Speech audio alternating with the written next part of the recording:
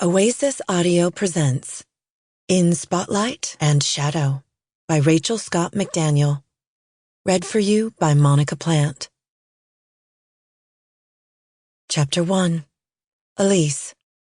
January, Pittsburgh, Pennsylvania. History didn't haphazardly repeat itself in the chapters of Elise Malvern's life. It copy and pasted in the most irritating fashion. But if one were to flip through this proverbial book, most of the pages would be blank.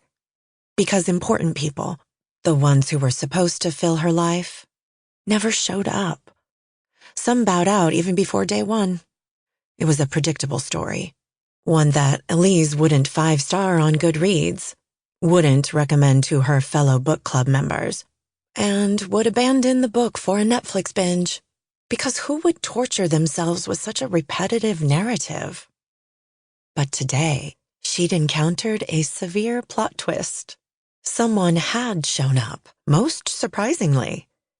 Her boyfriend of 5 weeks suddenly appeared when she sat down on a frigid bench to inhale her lunch. Foster Trent was totally breaking trend, but he was doing way more than that. I know this seems fast. He flashed a handsome grin and lowered on bended knee right there on the busy sidewalk, his right hand holding out a ring that sparkled far too much under overcast skies. But I can't wait any longer. Elise Lane Malvern, will you marry me? She squinted, her gaze transfixed on the prism exploding inside the solitaire cut stone. This wasn't how she'd expected her lunch break to unfold. Her plans had included only her routine stocking of the taco truck on Penn Avenue, followed by cramming enough MSG in her system to get through the long stretch of video editing at work. A proposal was not on the itinerary. Rogue snowflakes pricked her face. Ugh, forget cusses. Snow was the worst 4-letter word. She had a not-so-healthy hatred for the evil white stuff, but she couldn't let old memories cloud her focus. Her eyes connected with Foster's, and she rallied for courage. We've only been on 8 dates. No, 7. Her last boyfriend waited 2.5 years to pop the question. Over 100 dates. She and Foster haven't even reached double digits. It's quick, I know. He switched to his salesman voice, that confident tone he employed to persuade clients to forego any reservations and sign on the dotted line. But Elise wasn't purchasing a timeshare in Tahiti for a week. If she agreed to this deal, the terms were for life. I got a good feeling about us.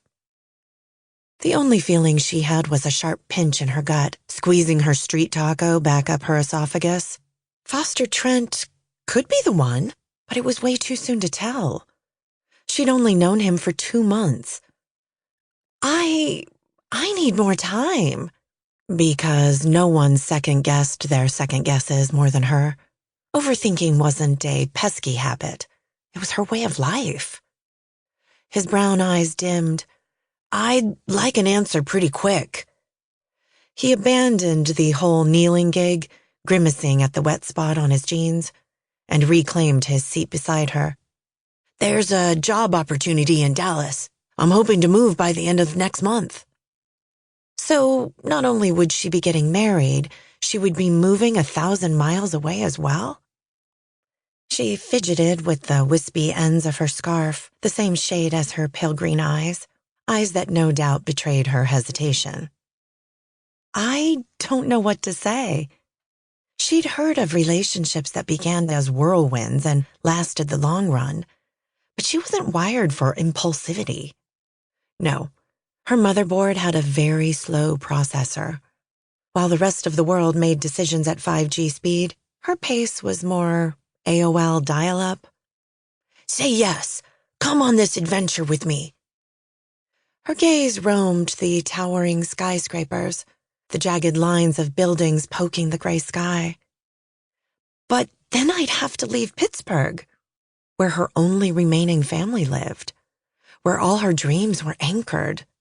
She interned at the legendary Heinz Hall as a creative marketer, but she wanted more.